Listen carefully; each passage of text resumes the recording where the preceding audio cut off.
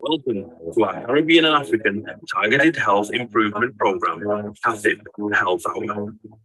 The Caribbean and African Health Network, CAHN, along with its national partners, are incredibly pleased to continue to bring to you targeted health and well-being education delivered by Caribbean and African doctors. These health hours are all about empowering, educating, and giving space to Black people so our communities can look after themselves better. Every Saturday, our Black GPs or consultants present on those health and well-being topics that affect you, your family members, and friends. Some weeks will vary and will include other panel members, such as pharmacists, specialist nurses, and faith leaders. Our health hours cover a range of topics and include mental health, heart health, women's health, reproductive and sexual health issues, men's health, respiratory problems, cancer, sickle cell, and many more. We have not forgotten to include within our health hours the many societal, cultural, religious, and racial challenges that can go hand in hand with health problems and influence how we should respond to meet health and well-being needs. The sessions are designed for you, and we want you to use the time to listen, learn, share your experiences, and ask questions to our Black doctors. During every session, we will gather your feedback so we can continue to respond to the needs of our Black community. To request any particular topic, please email health@cahn.org.uk. We encourage you to invite others to our health hour sessions. Spread the word in our community. CATHIP is funded by the National Lottery Community Fund.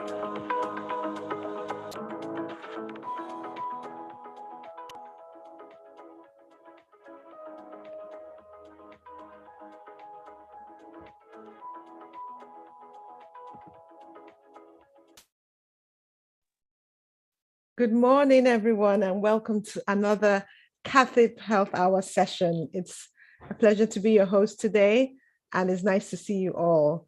Thanks for joining today, and we've got a very important topic and an interesting topic as well. And the presenter of this topic is a friend of the house, a friend of CAHN, and also a friend of mine, interestingly, who I've known for many years. We went to university together. So it's really, really nice to have her on here.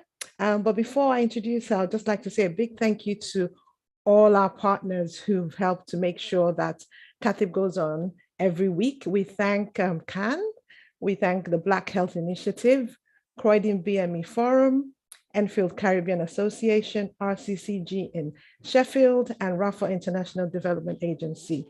We thank you all, and we thank you for helping with this session as always. And yeah, so thank you. And today, so I'm going to welcome Dr. Joyce Ameh to talk about something that is very dear to our hearts, something that we are all going through at the moment. We've got a crisis happening right now. The cost of living is impacting us in many ways. So she's going to talk about healthy lifestyle in the midst of a crisis. So make sure you keep your questions ready. And if you haven't invited other people to join, please do so right now. So I'll now hand over to Dr. Joyce Ameh, who is an NHS GP. She will also introduce herself more as she goes along. Welcome, Dr. Joyce Ameh. Nice to have you here.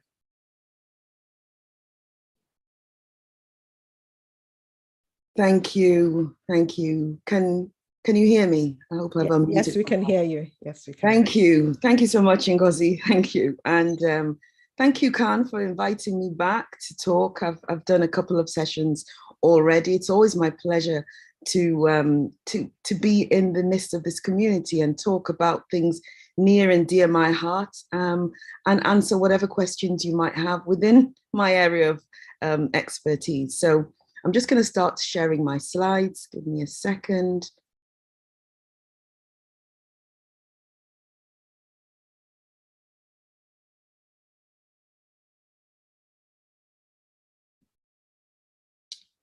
And here we go. So I've been asked to talk about healthy lifestyle in the midst of a crisis. Healthy lifestyle in the midst of a crisis. And we are in a crisis, aren't we? We economically, politically, we're in crisis. But let's focus on the things that we can make a change. We can't make a difference who's going to be our prime minister. Clearly, it's out of our control, but we can make a difference to ourselves, to our own health. And that's what we're going to be talking about today. So some of you may already know me. My name is Joyce Ameh, and I am a GP. I've got a practice in centre of Manchester. I'm also a lifestyle physician and a health coach. I'm going to be starting coaching groups for women, sorry for any of the men on the platform, but for women who are struggling with certain conditions. We'll be doing Zoom calls and group coaching sessions. And I'm also an aesthetic doctor. That's my website if anybody wants to look me up. But what is health? So we're talking about healthy lifestyle, but what actually is health? Do we really know what health is? Do we think we are healthy if we don't have a diagnosis of a disease or an illness? Health is not just the absence of disease. Health is the state of complete physical, mental, and social well-being. It's not just the absence of disease. And that's important because we might not take some things seriously if we've not been given a diagnosis. So if you are not hypertensive or if you don't have cancer, you might think, I'm healthy because I don't have those conditions. But that is not entirely true. Health means that you are complete, both physically, mentally, and socially. And we'll be looking at that later on in this hour. And what is our lifestyle? Well, lifestyle really is just the set of behaviors, what we do on a regular basis, on a day in, day out basis. That is our lifestyle. And it reflects our values. What do we hold dear to us? Do we hold dear our health? Or do we hold dear what people think about us? Are we eating in a certain way because of the environment we find ourselves, or what our mums will say, or our significant others would say? That is our lifestyle. And it's so important that we realize or recognize our lifestyle, what our values are, and that will reflect on our lifestyle. Lifestyle medicine, which is something I'm passionate about, I talk about it every time. It's very different to what I do in general practice because I'm not prescribing medication. What we talk about today will be something we can all do. We don't need to go away with a prescription. It's the use of lifestyle and interventions. Remember, we talked about lifestyle in the previous slide, the set of behaviors. So it's the use of our behaviors, what we do on a regular basis, day in, day out. That's our lifestyle in the treatment and the management of disease. So we're going to be talking about what we can do day in, day out, morning and night, without taking a pill to help manage our disease. Another definition is it's the therapeutic. So it's also a way of treating. It's a therapeutic use of lifestyle interventions in the management of diseases caused primarily by lifestyle. And when I started looking into it, I realized that there's a lot of things, a lot of conditions that we are affected, that affect us, that is caused by the way we live.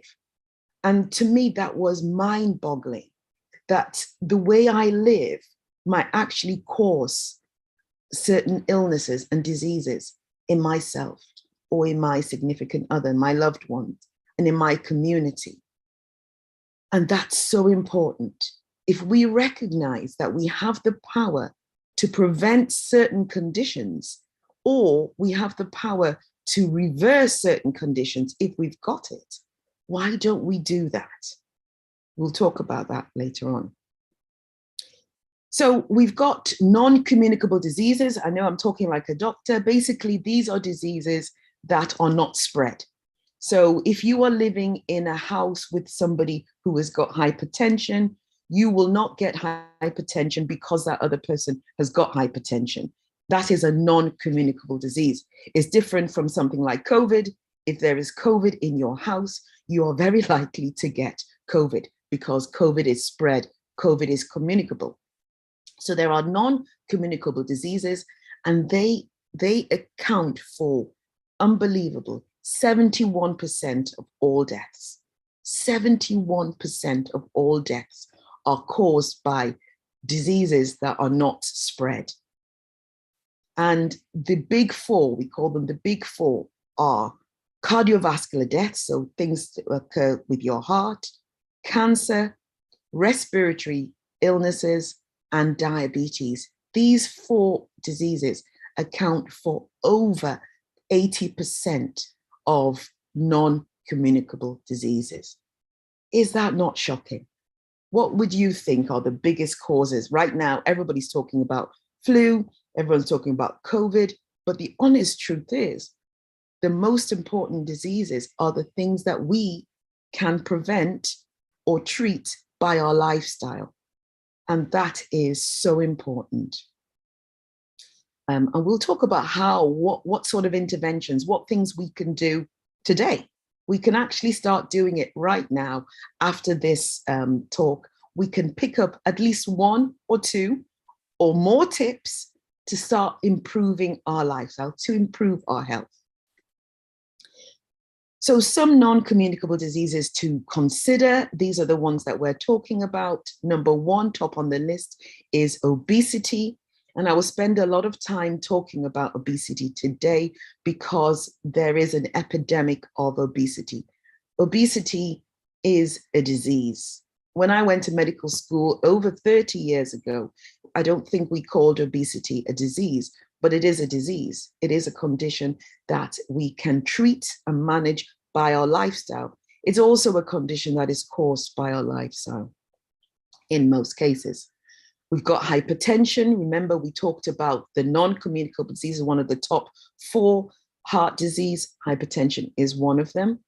We've got the metabolic syndrome, which is actually a cluster of conditions, which include pre-diabetes, polycystic ovaries, large insulin resistance, large abdomens, arthritis, type 2 diabetes, strokes, and some types of cancers, not all, but some types of cancers.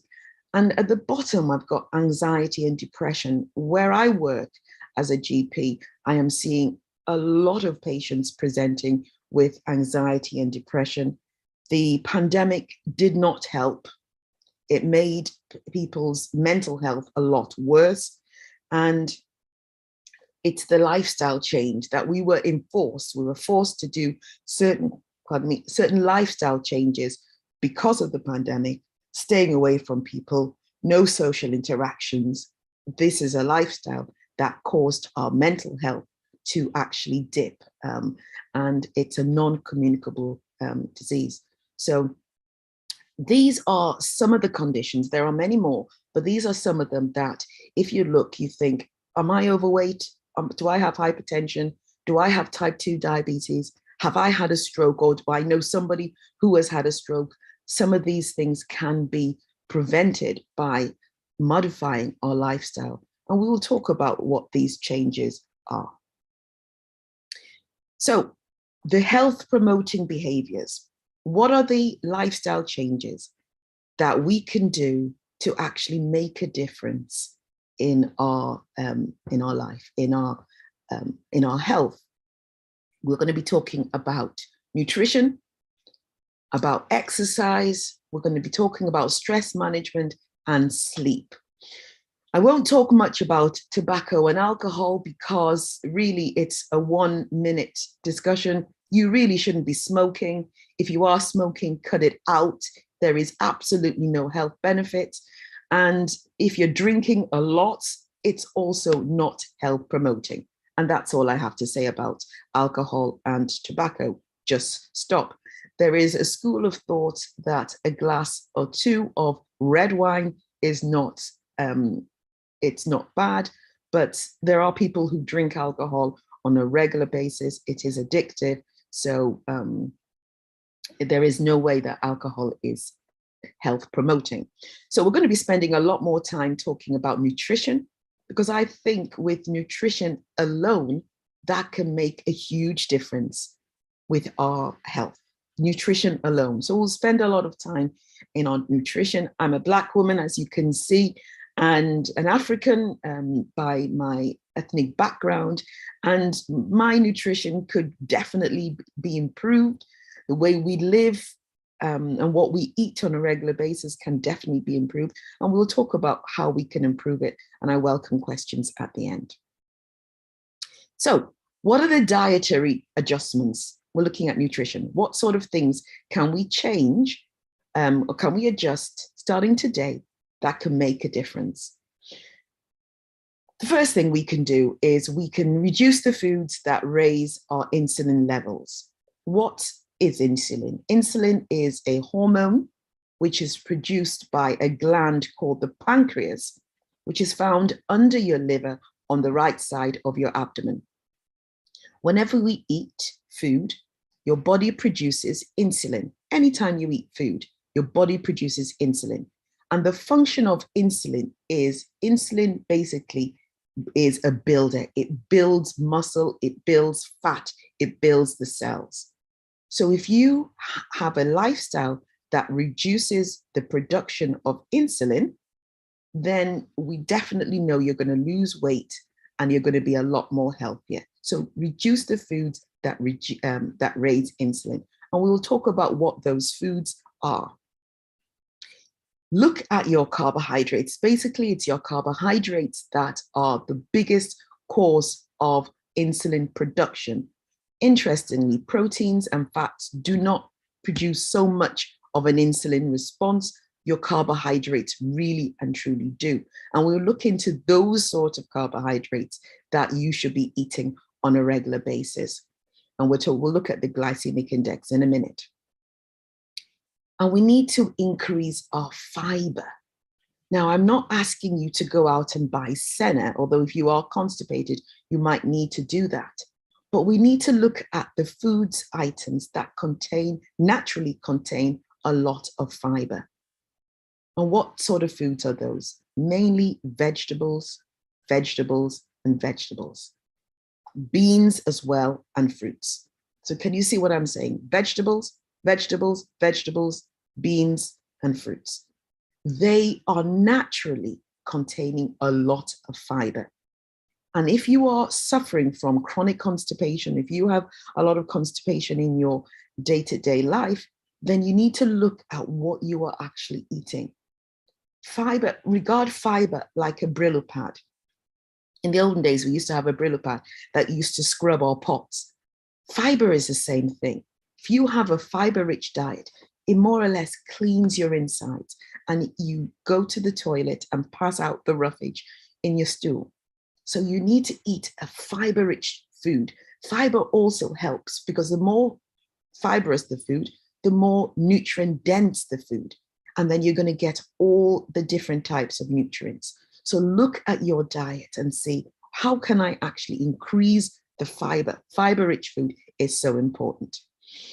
And the other thing that we're going to talk about is intermittent fasting. Those who have heard me talk in the past will know I am a supporter of intermittent fasting. We will talk about what that means and how you can start doing that in your life. So how does that sound? That's not difficult. I'm not asking you to go on any particular diet, but I'm asking you to look at the types of carbohydrates you're eating. I'm asking you to look at your fiber, and I'm also asking you to look at when you're eating. So not just what you're eating, but when you're eating these foods. So we're going to look at the glycemic index. Glycemic index basically means, you know, when I talked about when you eat food, certain foods, you have a spike of insulin, the hormone that causes your body to bulk up, basically. If you eat low GI foods, so low glycemic index foods, you have a much less insulin response, much less. Anything less than 50, 55 is considered low. So eat as much of the low glycemic index foods as possible. You are not going to bulk up. You're not going to get fat. When you are starting to eat the high GI foods, that's when you start to put on the weight and you start to have the adverse health effects. So let's have a look at this chart. And for me, when I started looking into it, what jumped out for me as an African woman was rice. If you look at the grains chart on the right side of the screen, left side of the screen, on your screen, it's got white rice. Can you see the glycemic index of white rice? 64. That's very high. Also, right at the bottom of that same chart, we've got white bread.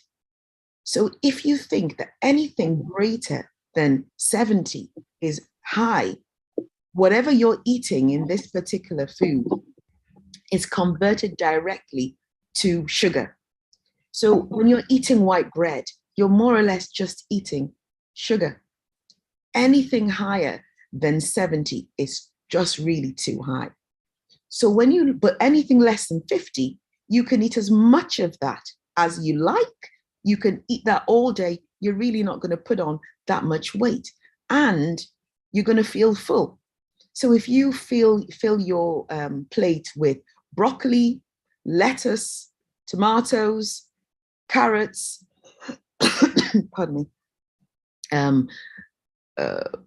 chickpeas, you're not going to put on weight because you're not going to have that insulin response. That is, for me, so easy for us to utilize in our day-to-day lives. And these foods as well contain phytonutrients. So phytonutrients are nutrients that you obtain from plants. There's a lot of phytonutrients to be found in plants. So just eat a variety of vegetables, fruits. You're not going to get the insulin response, and you're not going to bulk up. This is so important. Your beans, as you can see, also low glycemic index foods.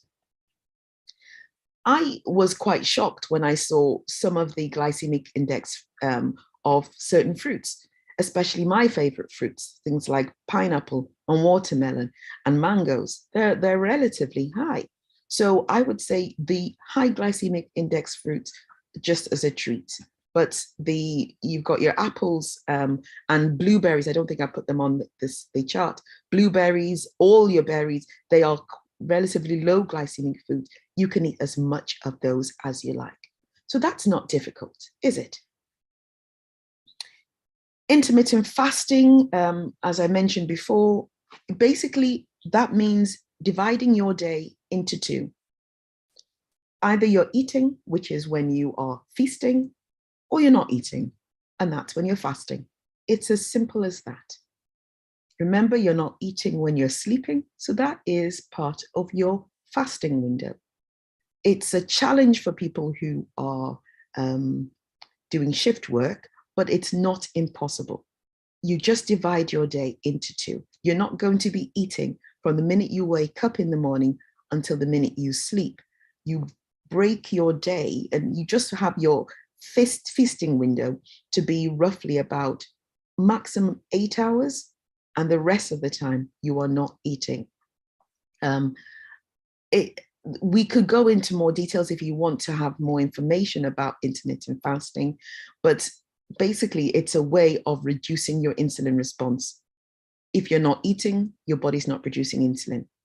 If you're not eating high GI foods, your body's not producing insulin. So it's all a way of reducing your insulin production. When you're not eating, your body is resting, your gut is resting, your body is not producing insulin, and the benefits of that are immense. This is what I was talking about. When we eat food, your body produces insulin. After a while, your cells start resisting insulin, and the resisting sugar is stored as fat. So the more insulin you produce, the bigger you become. As your bodies are resisting insulin, and it's being stored as fat, you start to feel tired, you start to feel hungry. The next thing you do is you eat. When you eat, your body produces insulin, the cells resist insulin, the excess sugar is stored as fat, you feel tired and hungry, you start eating. Can you see the cycle? That is the cycle that produces type 2 diabetes. That is the cycle that produces metabolic syndrome. That is the cycle that produces insulin resistance. And the way in which we can combat that, especially in our community, is to, one, look at the sort of foods we're eating, and two, reduce the number of times we are eating so that our feeding window or feasting window is smaller than our fasting window. The benefits of intermittent fasting are many, mentioned before. One, reduces your insulin resistance. So when you do produce insulin, your cells can use it immediately. It causes weight loss, clearly. It gives you increased energy because your body is utilizing the glucose more effectively. You will sleep better. And so importantly, in this current pandemic era, your immunity will be increased. So there's actually no negatives with intermittent fasting, only benefits that I can see. So rather than focusing on what you shouldn't eat, that's why diets really don't work. They can be very restrictive. Don't eat this, don't eat that. It's very, very restrictive. Let's focus on what we should be eating, as mentioned before. Let's eat a wide variety of colors, our blues, our reds, our oranges, our greens, our purples. Make your plate a colorful plate. Eat eat the colors of the rainbows. Look at what you are eating. That's important. Look at your fiber, like we mentioned earlier, and focusing on what we should and not what we shouldn't be eating. And that will give us a clear picture of our lifestyle. Keeping a food diary is also quite important. You might say, always when I'm talking to patients in my clinic, they say, oh, I eat quite well. But when we actually break it down and ask them to keep a diary, they are eating white bread, maybe twice, sometimes 3 times a day, crumpets, they're eating chocolate as a snack, they're eating cereals. They are not healthy foods. They are not eating as much fruits and vegetables, particularly vegetables, as they should be doing. So keep a food diary. That will be an easy thing. What am I actually eating? Are these fiber rich? Are there lots of plants? Are there different colors? It's a good idea to keep that. And that can feed back to you what you're eating. And I included this slide just to give you an idea, a picture of a balanced diet. We talk about eat a rainbow, eat a variety of vegetables, mainly vegetables, and certain fruits. And you can see that our diet should really be consistent of vegetables, of protein, and our whole grains are smaller than vegetables. Eat vegetables. Your meal can be vegetables as much as possible. If you're going to take anything back from this talk this morning, it would be eat more vegetables. You can't overdose on vegetables. Okay, so we're going to talk briefly about the other things we mentioned. Exercise is so important. How much of us are exercising? It's difficult to do, isn't it, in Manchester because of the weather, but as much as possible, we need to be moving. And maybe the word exercise was a mistake. I should have just put move. Move. As much as possible, move. So you can move in your own home. I was reading a book, I'm always reading on health promoting behaviors, and a doctor, this is a doctor, he was proposing that before you have a shower in your morning, you go up and down your stairs, if you live in a house with stairs, 10 times in the morning and then 10 times in the evening. We could do that. That doesn't, if you've got stairs, clearly, that won't, you don't need to buy anything. Go up and down the stairs 10 times. You can walk up and down in your house, up and down the corridors as often as possible. And if you're watching TV, if you're watching a lot of television, every time there is the advert, get up, go for a walk. These are things that you can do to move more. I have invested, well, actually the practice has invested for me a standing desk, because as a GP, most of the time I'm talking to patients on the phone a lot. So I stand a lot because sitting is, as we now know, sitting is probably as dangerous as smoking. Prolonged sitting is as dangerous as smoking. So standing, moving around is so important.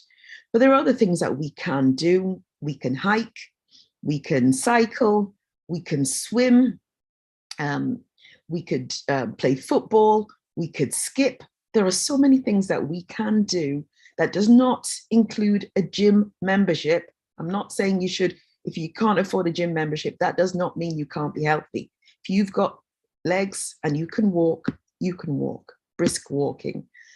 NICE guidance recommends either 2.5 hours of moderate exercise a week. That's not bad. Or 1.5 hours of intense exercise a week. It's really doable. What are the benefits of being active? And if you remember the first slide when we talked about the non-communicable diseases being accountable of almost 2/3 of all deaths, exercise reduces some of these non-communicable diseases. We talked about cardiovascular disease. We talked about type 2 diabetes. And we also talked about cancers. Did you know that exercise reduces your risk of developing these by a significant percentage? Just exercise alone. Also, we know that the benefits to our mental health, anytime I see a patient with anxiety and depression, which is every single day, I always advise them to exercise. Go out, have a walk, a 30-minute walk every day. It helps. It helps to strengthen our bone health, so it reduces our risk of fractures. As we are getting older, we really and truly need to reduce our risk of fractures. They are harder to recover when we get older. And it's also good for our mental health, not just for our anxiety and depression, but also it helps to improve our cognitive function and reduce our risk of developing dementia. So our slide shows us the health benefits of physical activity. A daily walk, regardless of the weather. If it's raining, get a waterproof jacket, a good pair of shoes, go for a daily walk, 30 minutes every day. It's not impossible, although I know Manchester is a challenge. And I did talk about this earlier. Sitting is the new smoking. How many times do we sit down? We're going to binge watch on Netflix. Netflix has its advantages, but it's got its disadvantages. If we are binge watching a series, we're going to be sitting down or lying down for hours on end. It is not healthy. And there are no adverts on Netflix at the moment, as far as I know. So we do need to maybe set a timer or be aware that 30 minutes, you get up, you go for a walk, go for a stroll. A sedentary lifestyle is as bad as smoking. So it's easy for us to say, oh, I'm not a smoker. But how many hours do we sit down in a day? Okay, stand up, move around. It's so important. Oh, and I did have a slide called Move Well. I think that's far important than using the word exercise. People will think, oh, it's exercise, but really it's just about moving, trying to be aware of how we are keeping ourselves active in a day. Try walking, there is no magic number. I know people talk about 10,000 steps, and it is in my slide here, but really the best way of monitoring your steps is just do it. Some people walk fast and some people walk slowly. If I'm going out with a walk with my husband, I tend to do more steps than he does because he takes bigger strides. So, but if we're going out for half an hour walk, we are both doing the same half an hour walk. So don't be too fixated on the number of steps, but just do it. Go out and walk around. And do squats while waiting for the kettle to boil. You're making a cup of tea, do squats, stand on your tiptoes, go up and down the steps. There are so many things that we can do to incorporate moving in our day-to-day life. It's so important. And roughly, I'm going to quickly talk about sleep. We all know that sleep is important. How do we feel if we've had a really bad sleep? We feel groggy, don't we? We feel as if we can't function. We feel sluggish. We get easily snappy. But when you've slept well, it's almost like you're a different person. You've got more energy. You've got more attention. We focus on children having good night's sleep when our kids are young. Why do we not do that when we get older? You know, sleep, actually, poor sleep is, we know now that poor sleep is a risk factor for development of obesity, development of type 2 diabetes, and cardiovascular death. So we need to prioritize our sleep. We also know that sleep improves our immunity, our immune system. Also so important in this particular climate. So the sleep is so important for our mental and our physical health. So how do we improve our sleep? What sort of things, what lifestyle changes can we do to improve our sleep? Simple thing, getting daylight, going out in the morning, regardless of the weather, get that light on your retina, on your eyes. It's really important. It actually helps us to reset our circadian rhythm.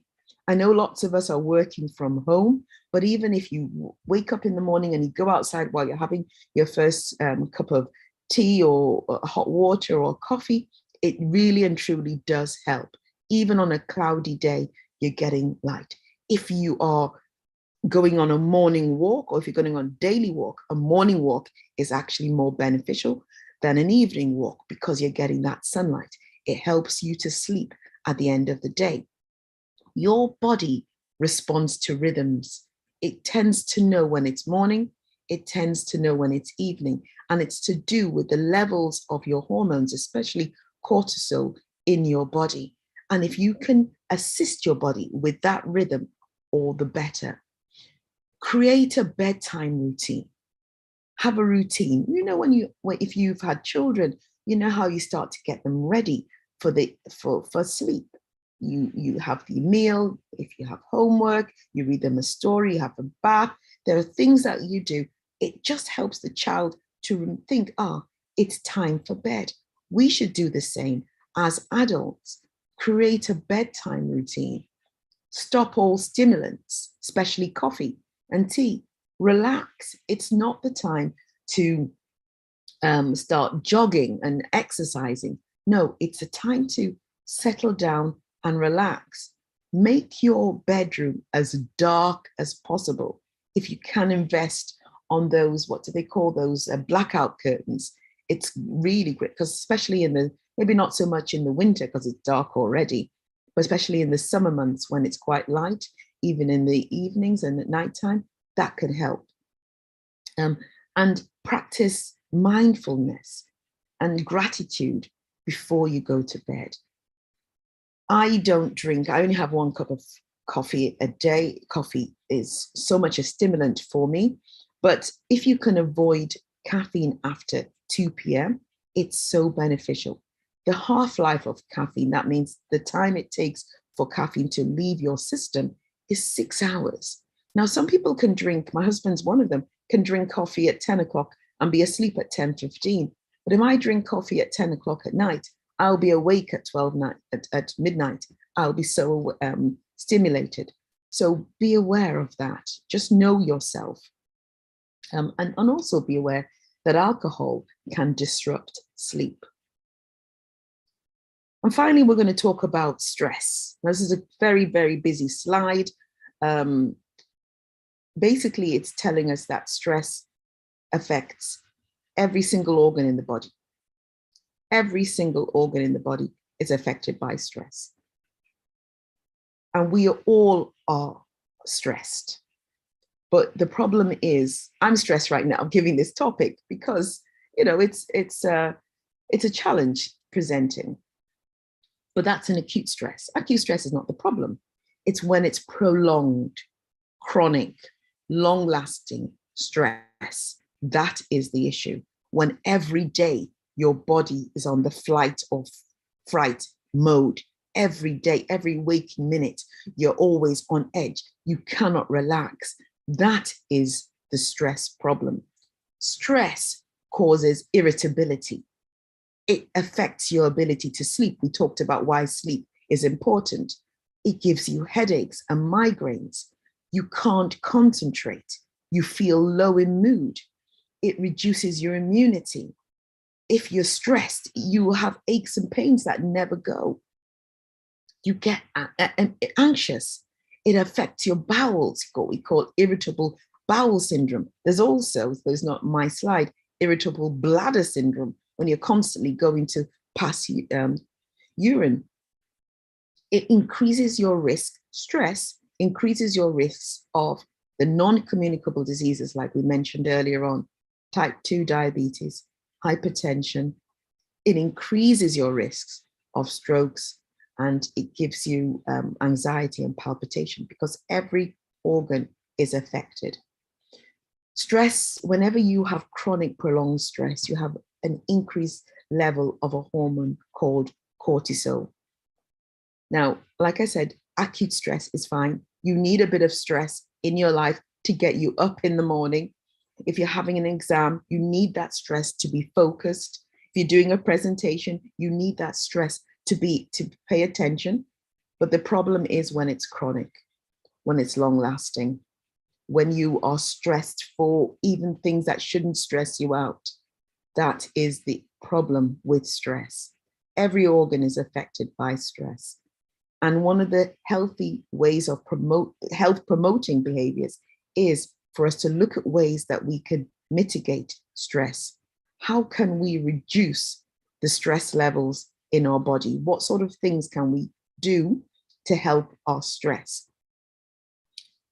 The first thing is we need to recognize the signs of stress as soon as possible. And the way I demonstrate stress might be different from the way you might demonstrate stress. When I get stressed, I get headaches. When I get stressed, I don't sleep very well. My mind is always thinking on what is annoying me. I find it hard to switch off. Other people, when they get stressed, they get a rash, they get an itchy rash and they'll start scratching. Or some people, when they get stressed, they start going to the toilet to pass urine every 5 minutes, every 30 minutes. They're always going to the toilet. So you've got to recognize how stress presents in yourself. And also look at the situation. What stresses you out? Because if you know what stresses you out and you can avoid that, that's one way of reducing your stress. But the ways in which you can reduce stress acutely is to do a breathing exercise. Breathe in for 4 seconds, hold for 4, well, for a count of 4, hold it for a count of 3, and breathe out for a count of 5. And do that regularly. If you know you've just had a stress, somebody's come in and screamed and shouted at you or whatever, you're feeling really anxious, before you respond, do your breathing exercise. That will actually calm you down. Breathing in for 4, holding for 3, breathing out for 5. Do that about 10 times. That will calm you down. Exercise. Once again, I should have put moving there instead of exercise. Go out for a walk. Go to the gym if you're a gym member. You know, just move yourself away from that situation. Disconnect from technology. That's so important. There is absolutely nothing to be gained from mindlessly looking at, is it TikTok they call it? I'm not into it, but anyway, it doesn't help. Practice gratitude and planning. So planning your week, prioritizing self-care, looking at the things that actually nourish you. These are all ways to reduce your stress. And being in good community, what CAHN is doing is absolutely brilliant. Actually creating a community like this to discuss with other people who are like-minded your issues. You know, they say a problem shared is a problem halved.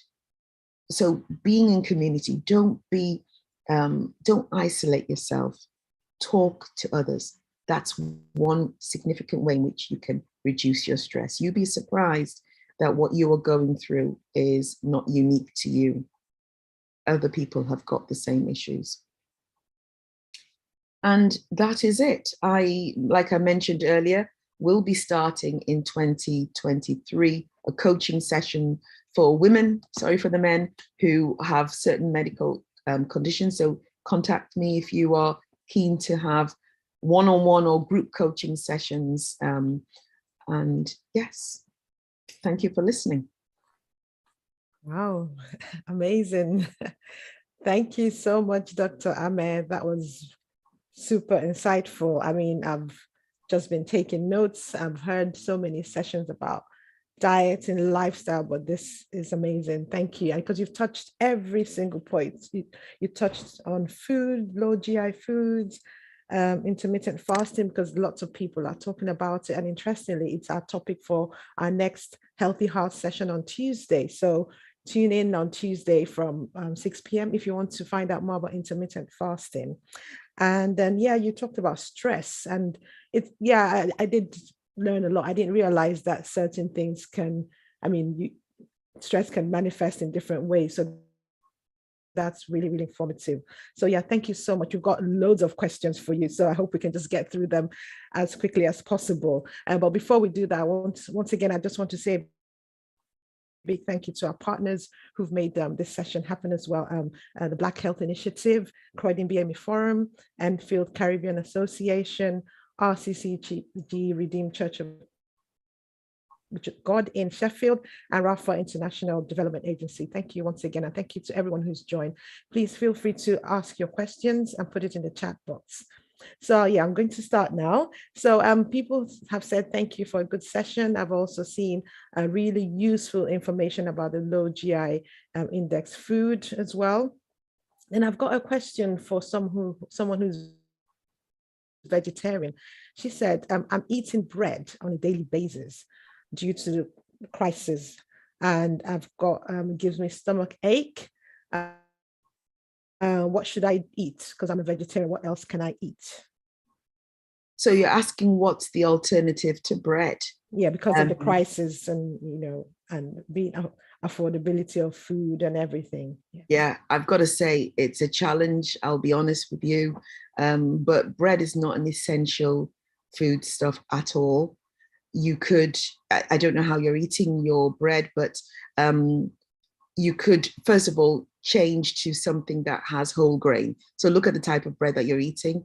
If it's white bread, nobody should be eating white bread. But as far as I'm concerned, you're basically eating sugar. But if you change to the whole grain or the whole wheat bread, that's far better. Or cut out bread completely and change to, if you're already vegetarian, you're already one step in, but you can be an unhealthy vegetarian. So being vegetarian means that you don't eat your animal products, but you could be eating, you're not eating meat and fish, but you could be eating a lot of cheese. Some people eat so much cheese, they put a lot of oil in their food. They're still vegetarian, but you could be an unhealthy vegetarian. So bread, I would look at the type of bread, definitely, or you cut out bread completely.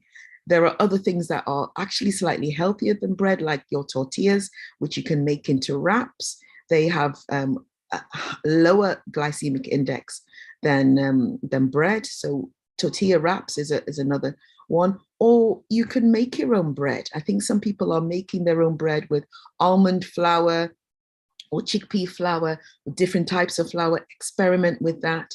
Yeah, that will be my answer. Yeah, that's very helpful. Thank you. I was going to ask about bread because I noticed that even the wholemeal one is high GI. Yeah. So yeah, that's quite frightening because I like my bread. So yeah. I guess, what about seeded bread? Is that good? So seeded bread also has a lower GI. Okay, so GI is just how quickly your body responds and how quickly the insulin spike. So things like got seeds and nuts, they will give you a lower GI, but it might not be in the low GI category. It's just a lower GI than white bread. Okay. But white bread is so delicious, isn't it? Yeah, it's full of, but you might as well be eating sugar. Nobody would just eat a plate of sugar. So if you think about it, we need to be looking at things that are that are feeding our bodies. And there is hardly any fiber in white bread. Remember, we talked about eating fiber-rich food. So increasing the amounts of foods that have got roughage. There's none in white bread. So use your white bread as a treat, like you would do cakes or McDonald's. It should be a treat once a month. If that, then yes, but not something you would do on a regular basis. All right, thank you very much. That's very useful. Thank you. I've got another question here. It says, hi everyone. I just want to talk about putting on weight. Everyone talks about diet, but I've struggled to put on I put on weight, and I do eat loads. So that's the flip side of it. The person who wants to put on weight. Somebody wants to put on weight. Wow. Well, first of all, you are very blessed. Okay. If you are struggling to put on weight, you must have a really high metabolic rate. It's probable that you have got good insulin sensitivity. So that means whatever you're eating, you have an appropriate insulin response. You're not insulin resistant. So that's a positive. So look at the positives to that. I don't know what your BMI is, but if you are eating loads and you're not putting on weight, I think that's a good thing. But just look at what you're eating. Don't look only on what your weight. Look at the nutrients you are getting on your plate. That's more important. Are you getting a wide variety of nutrients? Does your plate have a wide variety of colors? If it is, and you're still not putting on weight, then you are probably the ideal weight for your height. So I wouldn't worry so much about that. All right, thank you for that. And then the next question, which is linked to this, the person has obviously done everything and eating the low GI foods, exercising, but not losing weight. But I'm not, you can answer this, but when you talked about the stress factors, it looks as if it's kind of linked. So yeah, if you can just clarify that. I mean, so what else can a person do if they're already eating the right things and exercising, but still not losing weight? They're not adding weight, but they're not losing weight. Yes. So you've reached a plateau. Yes. So that's why diets in itself don't work, because a diet is, okay, if you're going for a wedding or, an event, you might need to go, you might go on a diet because you're going for that particular reason. But you really should be looking at your lifestyle, and your lifestyle is holistic. What you're eating is very important. So you need to look at that. I mean, if you're only eating low GI and you're not losing weight, something else is not right. Are you sleeping well? What is your stress level like? How are you exercising? What are your significant relationships? So any one of those, if they are out of balance, you might find that the weight may not go. If you are stressed, let's talk about stress, because we are all stressed. If you are suffering from chronic stress, your body is producing cortisol. Cortisol is a trigger for your insulin. So even though you're not eating the wrong foods, you might still be insulin resistant because you are stressed. So eating the right foods whilst you are stressed is still not going to give you weight loss. You have to look at the whole picture. Okay, so well done in eating the right foods. Now you need to look at, am I moving well? Am I sleeping well? And what is my stress levels? And do I have good, healthy relationships? Look at the whole picture. There's always something to be adjusted. Thank you.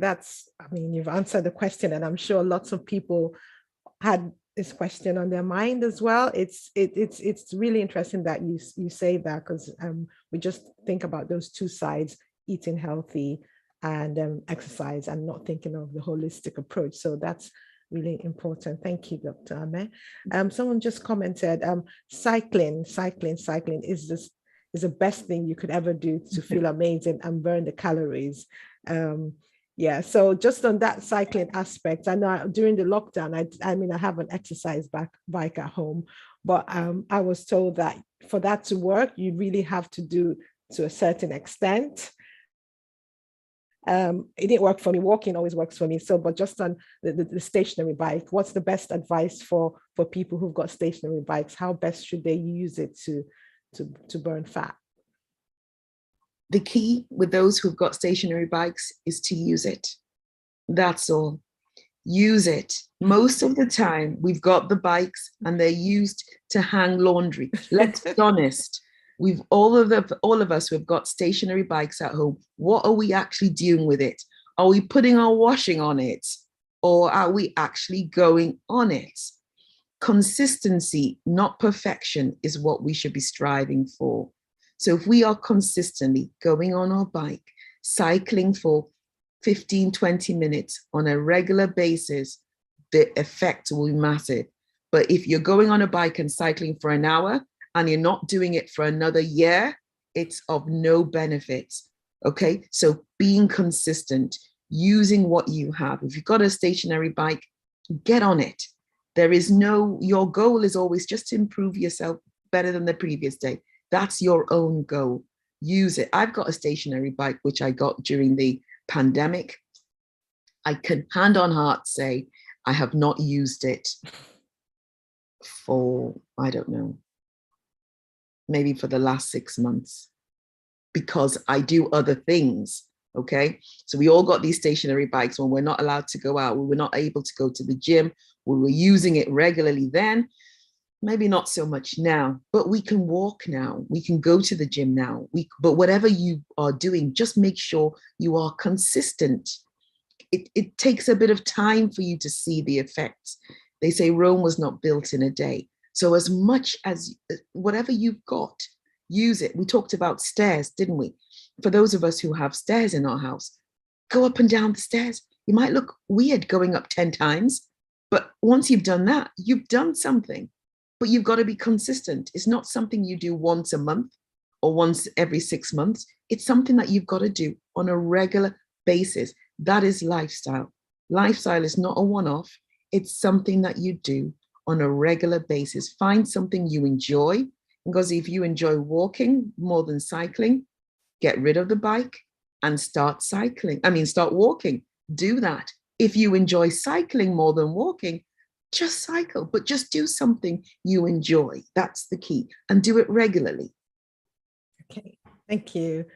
And yeah, still on the cycling bit, somebody said that it does help you to make social connections, and you talked about that, and takes you to places people rarely see. So yeah, it's another absolutely point for maybe yes. CAHN should maybe set up a cycling club. If cycling is big on this platform, perhaps a CAHN cycling group. That might be something we could do on a Saturday morning, or a walking group. You will get to kill two birds with one stone.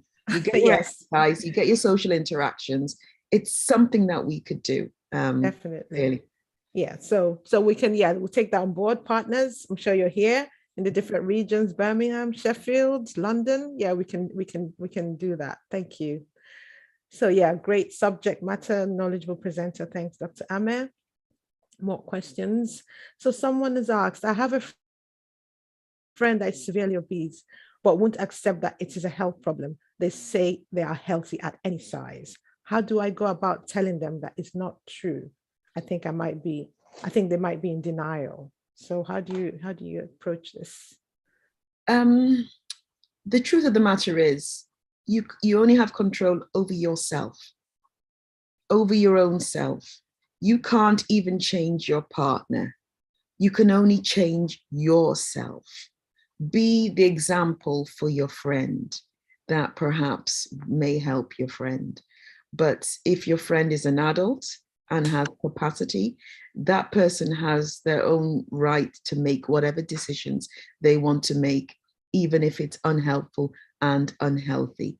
So you be the example to this person. You change your lifestyle, and hopefully they might follow. But at the end of the day, if any illnesses would occur because of being overweight, they will occur to the overweight person and not to you. So it's nice that you can see it in somebody else and you speak about it, but at the end of the day, everybody's got to take responsibility for their own health. So I'm afraid you can just be an example. Okay, thank you. Yeah, I've got more accolades for you. Thank you for an informative session. Yes, and it's a very insightful information on how stress affects all the organs of the body. So yes, let us look at our stress levels. Yes, really enjoyable listening to you. So many good tips for healthy lifestyle. And then, yeah, somebody's talked about make vegetable soup, a big pot with potatoes, and add brown pasta and lentils. How does that sound? Is that good? That sounds brilliant. That's actually something that one could do. You make a big pot, so every day you take a little bit out of that, and that's a good healthy diet.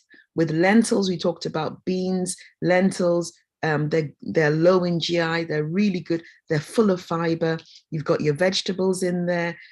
That's brilliant. Whoever put that in the post is really good. Thank you. And the person, someone has added to that. Yeah, if you can separate them and freeze them as well in different packs. Yeah. Yeah.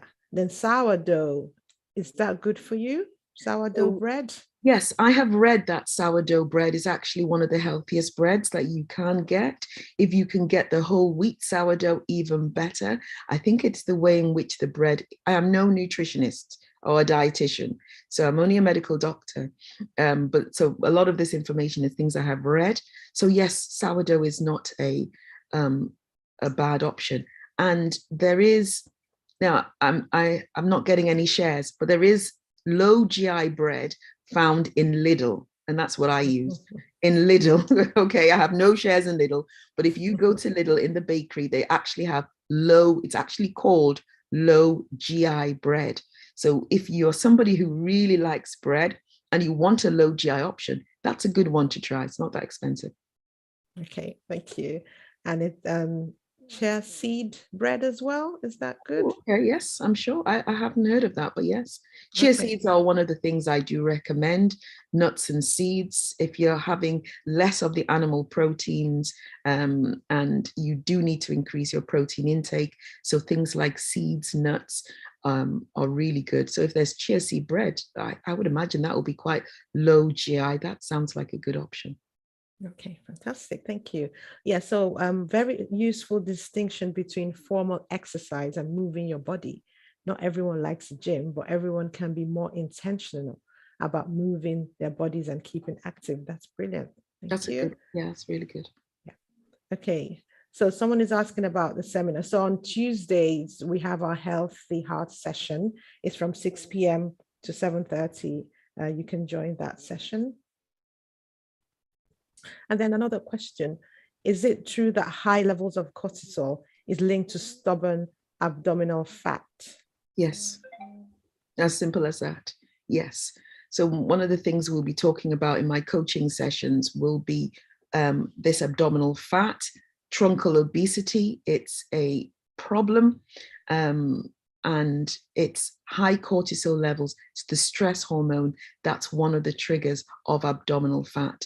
If you've got a lot of fat in your abdomen, it's coating all your internal organs and it's reducing the absorption of your nutrients. It's a bad thing. So yes, high cortisol, stress is a big causative factor.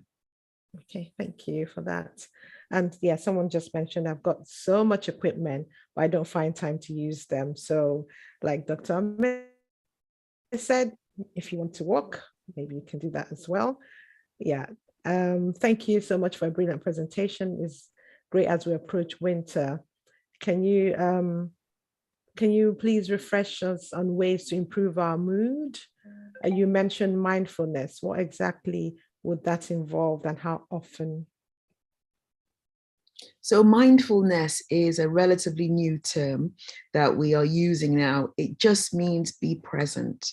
So for example, we are on this platform, be present, listen to what's being said, make your contribution and not be distracted with other things. Mindfulness is just really being intentional to put your whole intention or your whole focus, your whole attention on one thing. We talk about being mindful eating. So when you're mindfully eating, you are actually focusing on what you're eating. You're not eating in front of the TV like so many of us do, because when you're doing that, you're not actually focusing on what's going into your mouth.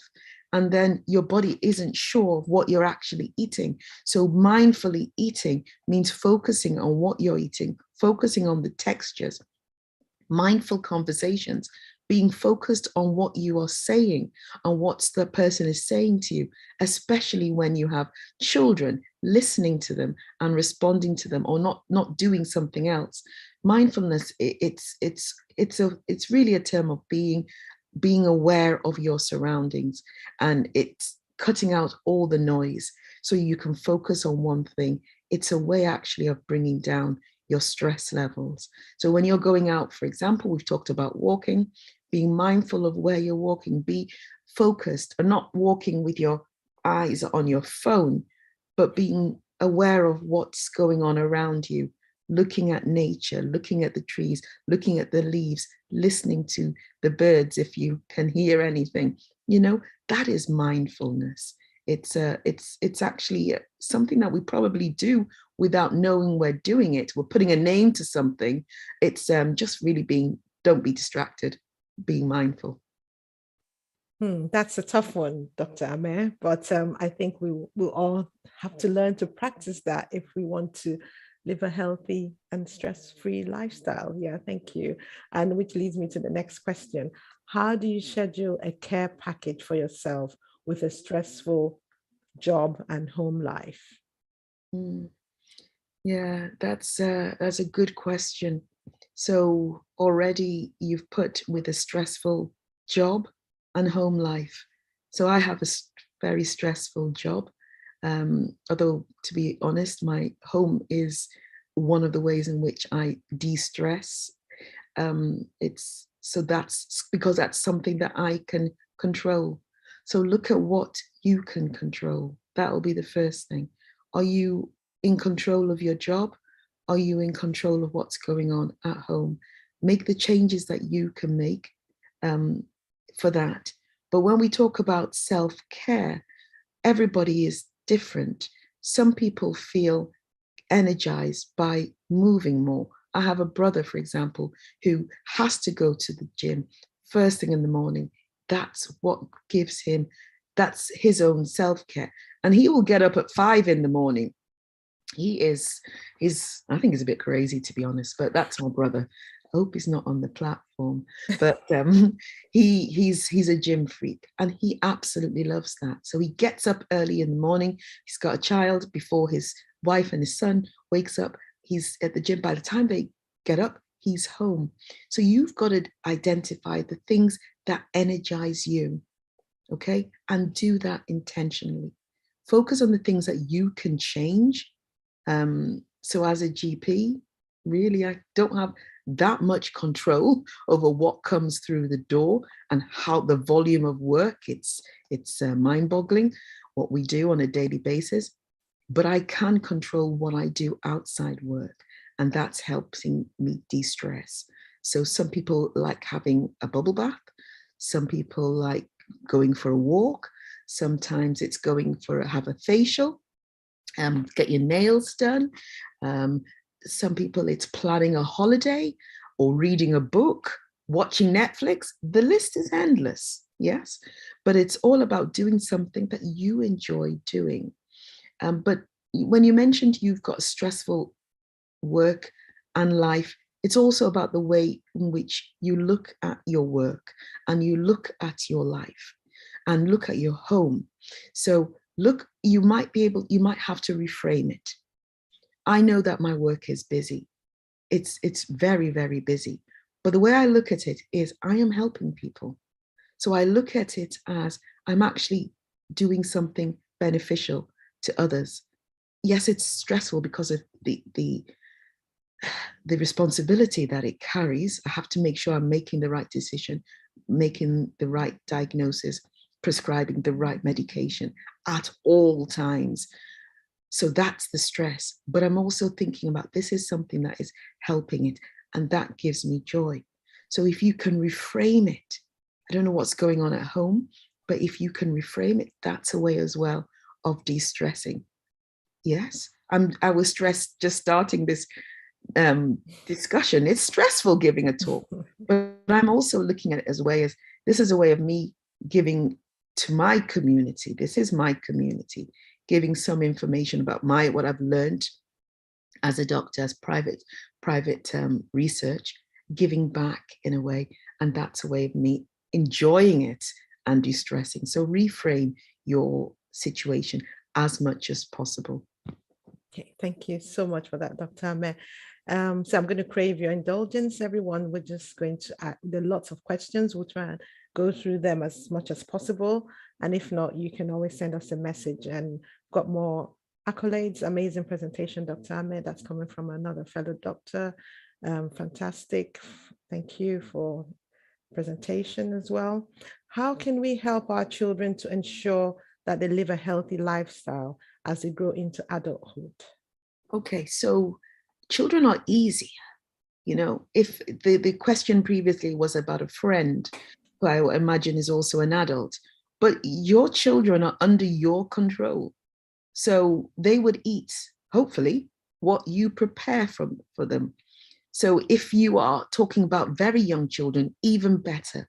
So by the very young children who really don't know what healthy and unhealthy eating are, that's the good time to start introducing them to vegetables and peas and carrots and blueberries and strawberries, and they will love that.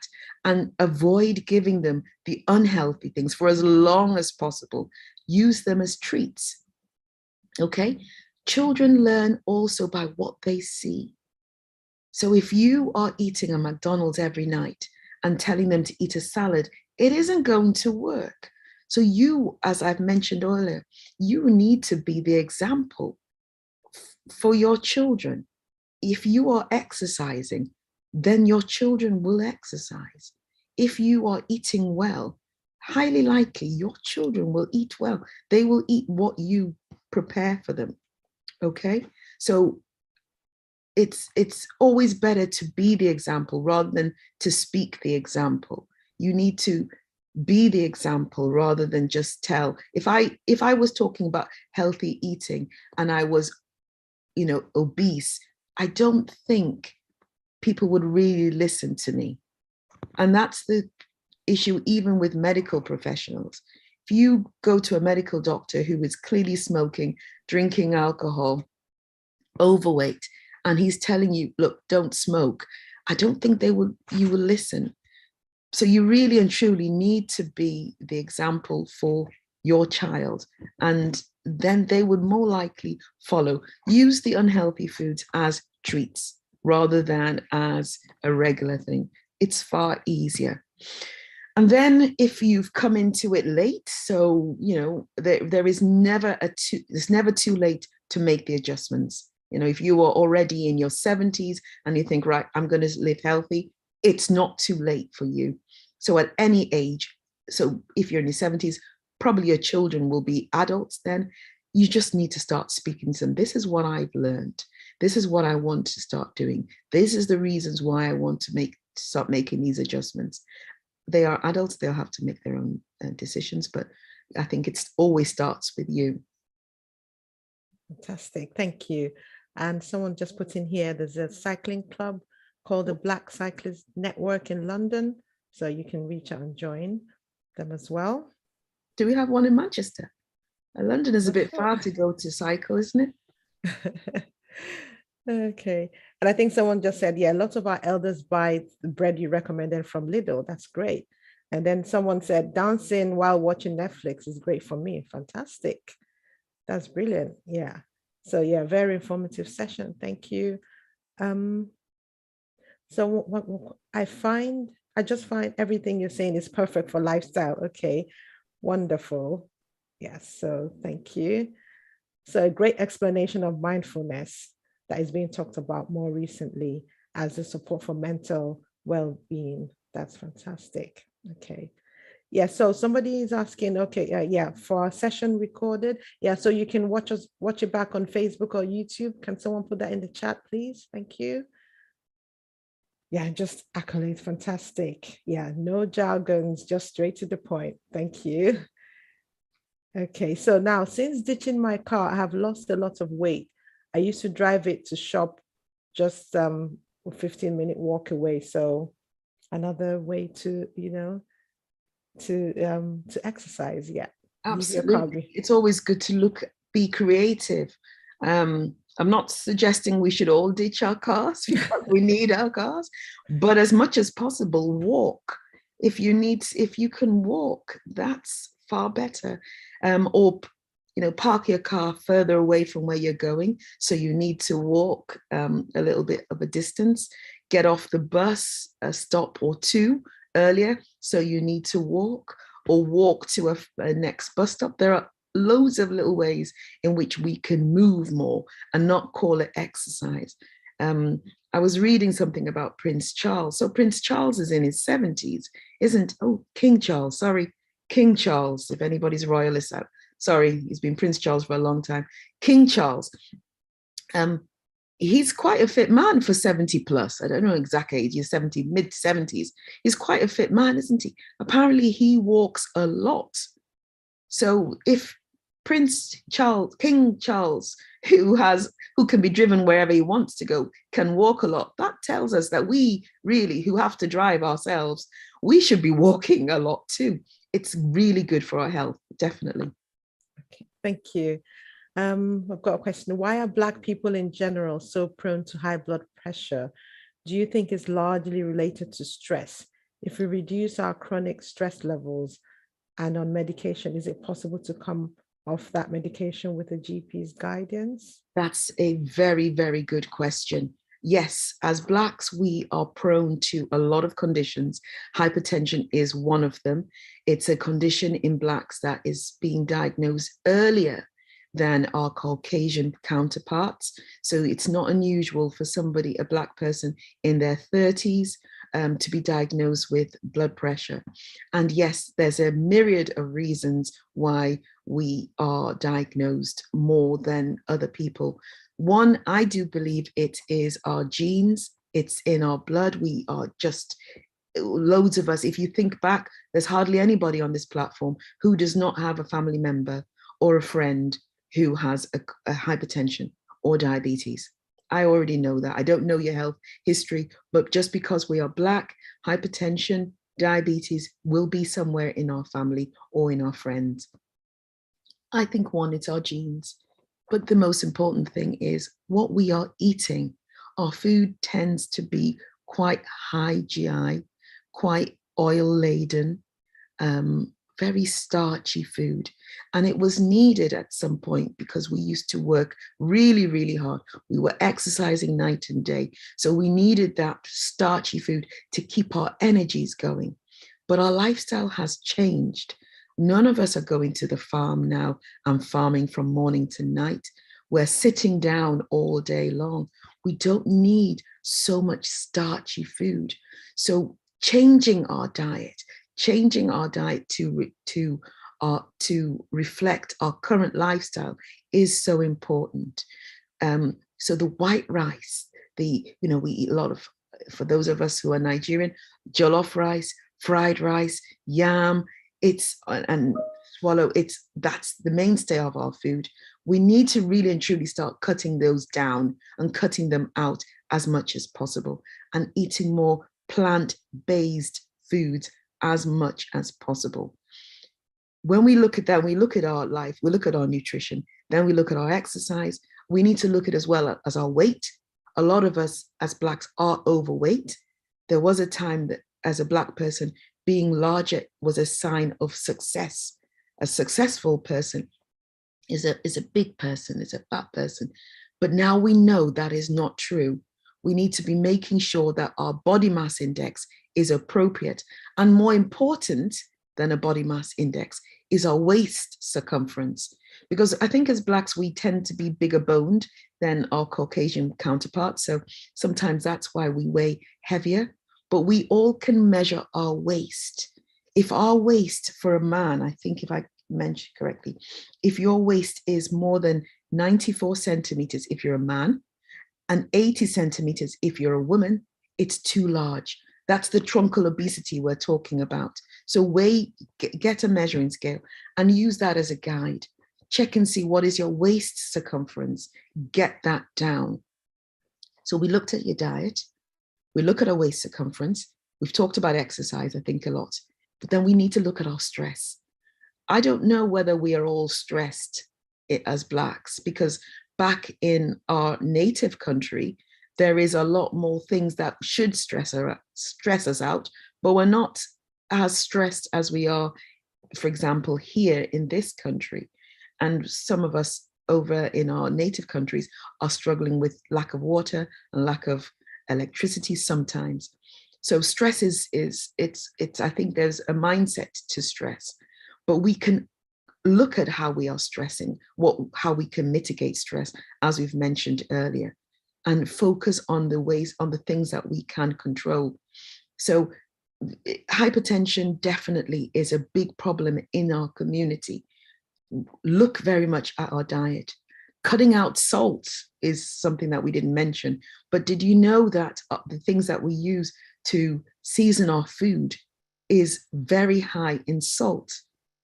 Or Maggi, if we're using Maggi cubes, or Knorr cubes, if you're using Knorr cubes, look at the contents. It's full of salt and monosodium glutamate, salt. So we need to start looking at that. Our food is so delicious, but we need to look at alternative ways of seasoning our food. And also look at what we're using to cook our food with. Very high quantities of palm oil, which is a saturated fat. So, I could go on and on and on. I think hypertension in itself is a whole minefield, but that's a very, very good question. Yes, we are stressed. Yes, hypertension is a big problem in our community, but yes, it can be reversed. It can be controlled. It can be prevented by lifestyle changes. I hope I'm being encouraging here. Yes, you are being very encouraging. Thank you so much, Dr. Ameh. And yes, someone said, be the example. Yep, that's it. Vegetables are cheaper and last longer. Yes. Yeah, fantastic session. Thank you so much for that. And somebody's talked about getting a standing desk and then the tips you've mentioned. And then just, I think, one last one. If you have any more questions, can you email us at health@can.org.uk, because we need to round up. So thank you so much for your questions. Living with structural racism and the legacy of trauma is what makes us more stressed and get high blood pressure. We can't ignore the society we live in. Many people work many jobs and struggle to make ends meet. Yes, that is true. We are all, as Blacks, we are living in a country, and we probably would have experienced racism in one shape or the other. That's not, this is our community, so we know what we faced. But as I mentioned earlier, let's focus on what we can control. I can't control somebody else's views or opinions of me, but I can control myself. And I won't allow somebody else's opinions of me to affect myself. So that's also it's also a form of mindfulness. Control what you can control. All right. If you worry about somebody else's feelings and opinions, we're not going to sleep. We're going to be stressed. We're going to get put on weight. Our blood pressure is going, but it's our blood pressure that's going to go up, not the racist. It's our abdomen that's going to get large, not the racist. And it's us that's going to have those non-communicable diseases. So I'm not going to put that on my head as much as possible. I'm not trying to trivialize it. That's a very, very good statement. We're living in a country, we are the minority. So we're living in a country where we are going to stand out. So as much as possible, as much as in our control, focus on what we can control and be as healthy as we can, as much as possible. Thank you so much for that. I think we need another session. So just one last question.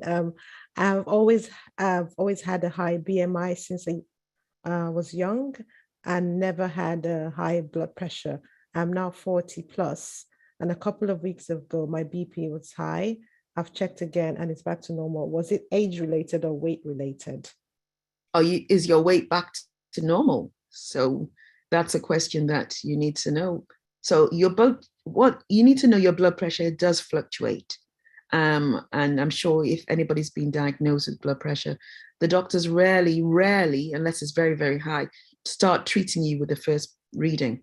They would like to have a range of readings because your blood pressure goes up. I'm sure mine was gone up because of this session, but it shouldn't go up to a level that I need to be treated. But a high BMI is equal to obesity, and obesity and hypertension, they do work hand in hand. So focus on what you can change. Lower your BMI. If you've had a high BMI since you were a child, it's going to be hard for you, but not impossible. Okay.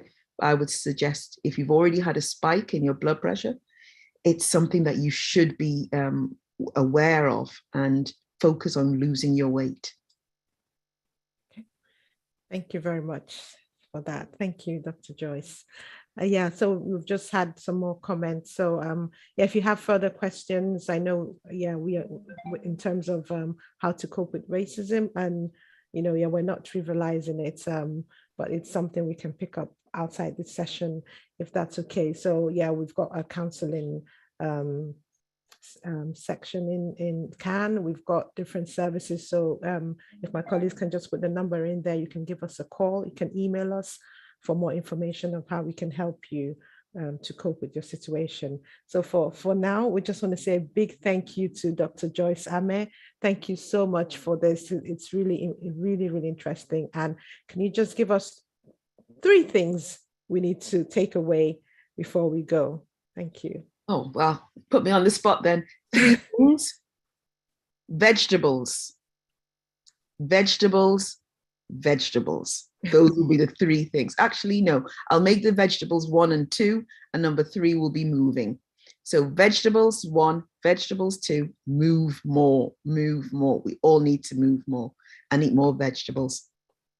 Great, fantastic. Thank you for a wonderful session. And what I'll be taking away today is mindfulness. That's what I need to take on board. So mindfulness, that's that for me. So thank you, Dr. Joyce Ameh, for this insightful session. And thank you everyone for joining. I'll now hand over to my colleague, James, to close the session. Thank you very much.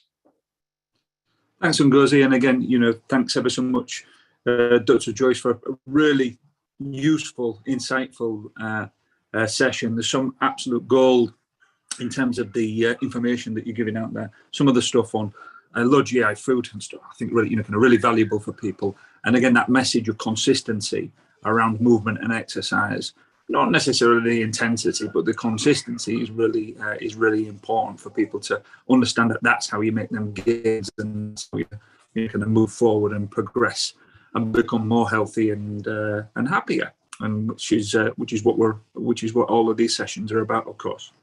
So in closing, then, I just want to draw everybody's attention to next week's session. Next week's session, the topic is dementia and access to diagnosis and management, and we have our guest speaker, who's Dr. Mercy. That's Saturday, the 5th of November, and again, the time is starting at 11 a.m., running to approximately 12:15, 12:30. So if you want to register for that event, please get in contact with us at event@cahn.org.uk. Next slide, please. I think you had Ngozi mentioned there.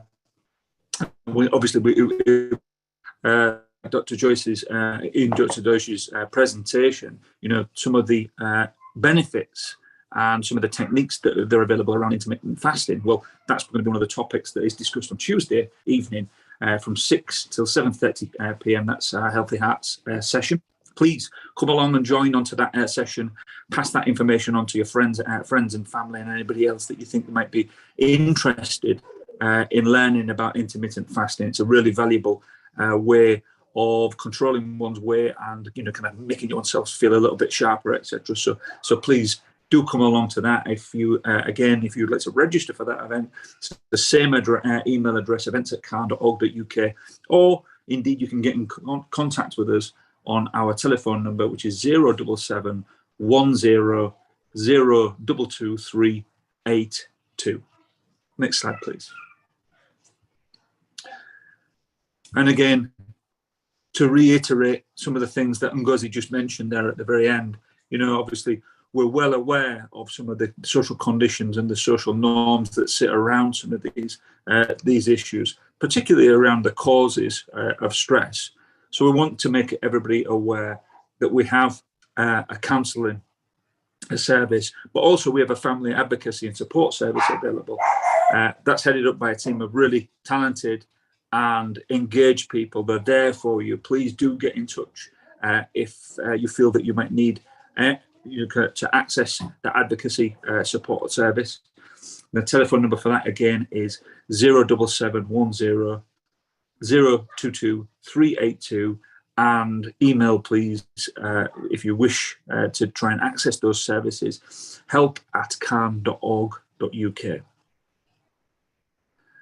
And finally, just to recap around our fantastic partners that we have. Obviously, there's ourselves, CAHN. Our contact for these health hour sessions is my great colleague Lande. You can see the email address there and the telephone number at the bottom of the screen. We have the Black Health Initiative. If we just go back one slide there, is that okay? Yeah, Black Health Initiative. You can see the website at the bottom there, which is www.blackhealthinitiative.org.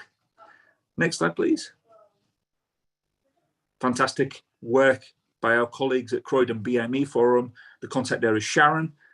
Please, if you need to get in contact with them locally, Sharon n@bmeforum.org, and her telephone number is 07759 582 584. And then we have our finally we have Enfield Caribbean Association with Dion Jones.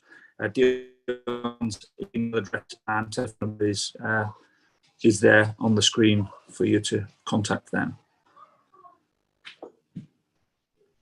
Oh, and last but not least, the Royal Assembly Redeemed Church of God, and we've got their contact details on the screen below. So again, thank you ever so much to everybody that's taken part. Thanks to Ngozi for chairing, and Dr. Ameh for a fantastic, really insightful and in-depth session full of really, kind of valuable information around nutrition and exercise. Looking forward to seeing everybody next week. Please don't forget, pass the message on around the dementia session next week, accessing that information. It could be really important for people. Pass it on to your friends and family. And again, looking at those sessions that we run during the week, including the Healthy Heart session on a Tuesday. But for now, from myself and from all of the team at CAHN, thank you ever so much. And we look forward to seeing you during the week and next Saturday. Take care. Welcome to our Caribbean and African Targeted Health Improvement Program, CATHIP Health Hour. The Caribbean and African Health Network, CAHN, along with its national partners, are incredibly pleased to continue to bring to you targeted health and well-being education delivered by Caribbean and African doctors. These health hours are all about empowering, educating, and giving space to Black people so our communities can look after themselves better. Every Saturday, our Black GPs or consultants present on those health and well-being topics that affect you, your family members, and friends. Some weeks will vary and will include other panel members such as pharmacists, specialist nurses, and faith leaders. Our health hours cover a range of topics and include mental health, heart health, women's health, reproductive and sexual health issues, men's health, respiratory problems, cancer, sickle cell, and many more. We have not forgotten to include within our health hours the many societal, cultural, religious, and racial challenges that can go hand in hand with health problems and influence how we should respond to meet health and well-being needs. The sessions are designed for you, and we want you to use the time to listen, learn, share your experiences, and ask questions to our Black doctors. During every session, we will gather your feedback so we can continue to respond to the needs of our Black community. To request any particular topic, please email health@CAHN.org.uk. We encourage you to invite others to our Health Hour sessions. Spread the word in our community. CATHIP is funded by the National Lottery Community Fund.